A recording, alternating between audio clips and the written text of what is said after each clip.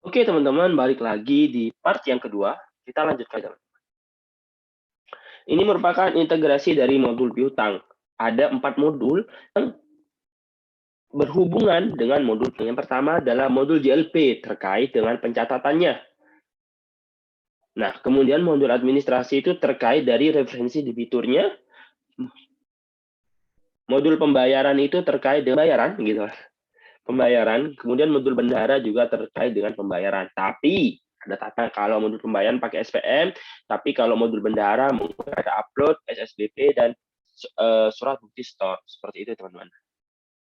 Ini merupakan dokumen sumbernya, teman-teman. Teman-teman bisa baca sendiri. Ada surat ketetapan, surat penagihan, surat keputusan pimpinan, ada surat pernyataan tanggung jawab dari piutang dan diotorisasi oleh pihak. Nah, teman-teman, bahwa di dalam modul piutang hanya ada satu pengguna. Pengguna dari modul itu adalah operator. Nggak ada yang namanya validator atau approver. Hanya satu. Tugasnya apa? Yang pertama adalah referensi debitur, transaksi piutang, sampai ke pencatatan koreksi piutang karena kesalahan pencatatan. Seperti itu. Nah, teman-teman, bahwa operator tadi mencatatnya itu ke buku besar akrual, enggak ke buku besar kas. Loh, kenapa? Karena tidak melibatkan kas, kan ya, cuman sebatas pengakuan piutang negara. Seperti itu. Oke, kita lanjut lagi. Ini merupakan menu modul piutang, teman-teman. Dari perekaman referensi debitur piutang sampai ke tutup buku. Gitu. Nah, ini adalah dalam hal memasukkan referensi debitur piutang. Ada nama wajib pajak, sampai ke nomor HP. Sampai sini juga nih, website, email, kayak gitu. Nah, kemudian adalah pencatatan piutang. Nah, submenu yang digunakan untuk merekam data yang bersumber dari piutang baru, saldo awal piutang, dan piutang dari hapus buku. Ada 3 macam. Yang pertama, piutang baru. Digunakan mencatat piutang baru periode berjalan. Jadi ada piutang baru tuh pada saat periode berjalan. Misal 2021. Awal piutang. Digunakan untuk mencatat piutang tahun sebelumnya dan dapat digunakan untuk perekaman data piutang saat pertama kali menggunakan aplikasi Sakti. Ya, itu sudah lewat atau sebenarnya piutang yang udah dari tahun kemarin. Kemudian piutang dari hapus buku. Maksudnya apa? Setelah dihapus, data orang yang berutang atau melakukan piutang ke negara bayar kayak gitu. Ini adalah pencatatan piutang, teman-teman bisa lihat sendiri gitu kan. Nah, ini merupakan jurnal akrual atas pencatatan piutang atau tagihan.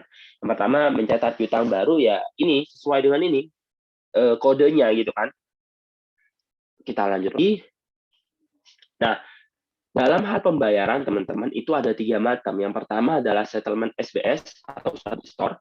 Itu pencatatan dilakukan atas setoran pembayaran piutang melalui bendahara sudah dicatat pada modul bendahara pada mencatat uang masuk bendahara atau settlement SSBP non SSBS atau SBS, yaitu pencatatan dilakukan oleh setoran pembayaran piutang yang dicatat pada modul bendahara pada menentukan setoran UPUP, PNBP, bendahara. Nah, ini sama halnya dengan teman-teman melakukan UPTUP seperti itu. Saat melakukan settlement harus memilih nomor bank yang dijadikan dasar pembayaran. Misalnya memilih data setoran yang dijadikan dasar pembayaran piutang, lalu isikan nilainya. Nah, yang terakhir itu via SPM dan upload. Itu digunakan untuk mencatat pembayaran piutang yang berasal dari potongan SPM atau perekaman setoran menggunakan upload ini pada modul bendahara. Saat melakukan settlement harus memilih nomor piutang yang dijadikan dasar pemilihan. Selanjutnya memilih data potongan SPM yang sudah menjadi SP2D dan data upload digunakan sebagai pembayaran piutang. Dengan adanya potongan SPM tadi yang harusnya negara itu bayarnya, negara itu bayar M. Ternyata ada potongan SPM tuh 50 juta. Berarti ada piutang 50 juta seperti itu. Ini merupakan koreksi piutang, teman-teman ya, karena adanya ya digunakan untuk mencatat perbaikan atas kesalahan pencatatan kita yang telah tutup buku atau sudah ada transaksi lanjutan dan melakukan koreksi nilai mata uang dan bahkan nilai piutang pada tahun berjalan. Nah, ini untuk melakukan koreksi pertama harus memilih nomor piutang yang akan direvisi. Jadi kita cek dulu tuh piutangnya berapa, kemudian kita isikan gitu kan. Nah, ketika dia utangnya berkurang dari 100 juta menjadi 50 juta, maka jurnalnya kayak gini. Tapi ketika dia bertambah dari 100 juta ke 150 juta, maka jurnal kayak gini gitu, teman-teman. Menu koreksi dapat digunakan juga untuk melakukan koreksi kualitas piutang dan koreksi penyisian piutang untuk piutang yang berasal dari saldo awal. Teman-teman saldo awal tahu ya tadi di awal bahwa dari tahun yang lalu seperti itu. Ini kan restrukturisasi itu kan, perubahan kualitas utang. Yang pertama, dari piutang macet itu bisa menjadi ragu-ragu atau kurang lancar. Nggak boleh jadi lancar kayak gitu. Tapi ketika dia ragu-ragu, bisa menjadi kurang lancar. Kurang lancar bisa menjadi lancar. Mungkin seperti itu ya. Jadi nggak bisa tuh macet langsung ke lancar, nggak boleh kayak gitu. Nah, ini bahwa digunakan bahwa pemerintah itu melakukan yang namanya SP 3 kali. SP 1, 2, dan 3. SP 1 itu ketika kualitas lancarnya udah jatuh tempo, tapi masih belum bayar, maka dikasih SP1 selama 30 hari. Ketika 30 hari belum bayar, maka dikasih SP2. Oh ya, sorry. Dari SP1 akan menjadi kurang lancar kayak gitu. Nah, kurang lancar tadi ternyata masih belum bayar teman-teman. Maka nanti masuk ke ragu-ragu. Dan selanjutnya ketiga, maka dicantikan sebagai macet seperti itu. Nah, ini merupakan penyisian piutang ya teman-teman, bahwa digunakan untuk melakukan penyisian piutang semesteran. Bahwa yang dilakukannya per semester teman-teman. Untuk melakukan penyisian minimal harus sudah tutup buku sampai dengan bulan sebelum periode semesteran. Bulan 5 sama bulan 11. Saat proses penyisian, sistem menentukan kualitas piutang berdasarkan transaksi yang dilakukan. Contoh, piutang yang memiliki kualitas macet terdapat pembayaran cicilan pada bulan 4. Dan setelah itu dilakukan penyisian pada bulan 6, maka kualitas piutangnya menjadi lancar. Ya karena dia sudah bayar, maka nanti penyisian pada 6 itu dikategorikan sebagai lancar. Seperti itu, teman-teman. Nah, ini TKTM transfer keluar, transfer masuk, yaitu digunakan untuk mencatat transfer piutang secara online tanpa ADK. Arsip data komputer, yaitu perekaman pada transfer keluar harus mengisi satker tujuan. Jadi antar satker tuh teman-teman ya kan. Nah, satker pemberi, satker penerima, dia akan mencatat seperti ini. Oke. Nah, dalam penggunaannya dia menggunakan base system ya teman-teman. Maka dia akan memvalidasi ketika periode semesteran dari tahun keluar dan tahun masuk itu berbeda seperti itu. Dia pakai by system bukan by user seperti itu. Nah, ini adalah penghapusan piutang, teman-teman. Nah, ini adalah syarat dari penghapusan piutang. Yang pertama adalah piutang macet dan ada pembayarannya. Piutang yang sudah mendapatkan SP3 dan belum ada lanjutan terakhir pembayaran. Nah, ada dua macam penghapusan. Yang pertama adalah hapus buku, tapi masih bisa ditagih.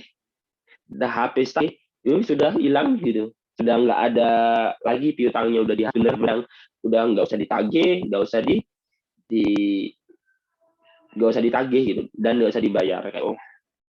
Tapi kalau hapus buku masih bisa ditagih seperti itu.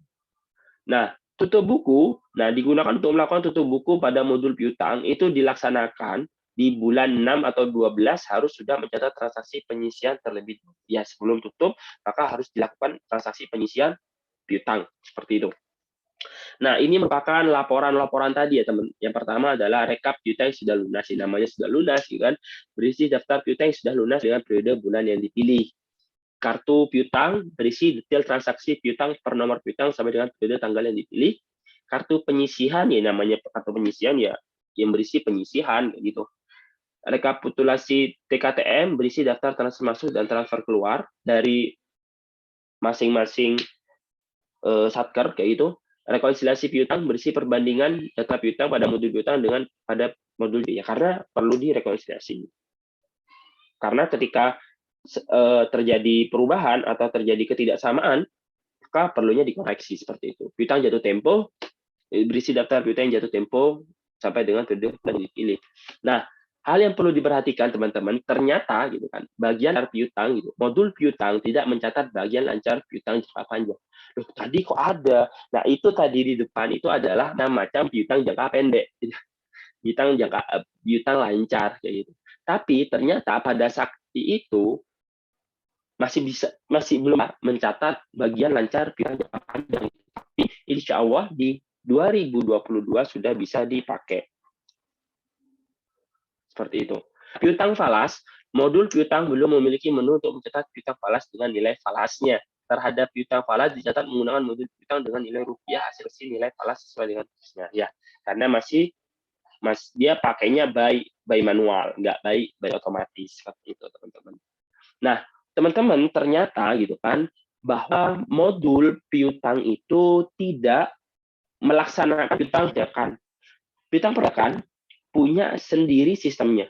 Data transaksi perpajakan tersebut berasal dari aplikasi sistem informasi P dan CISA dari DJBC. Jadi nanti bakal diinteraksikan kayak gitu.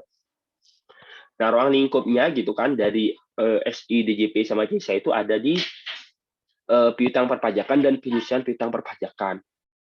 Nah, ini merupakan dokumen sumbernya, teman-teman. Teman-teman bisa baca sendiri ya, bahwa secara umum pengakuan piutang perpajakan diakui bersamaan pengakuan terhadap pendapatan perpajakan.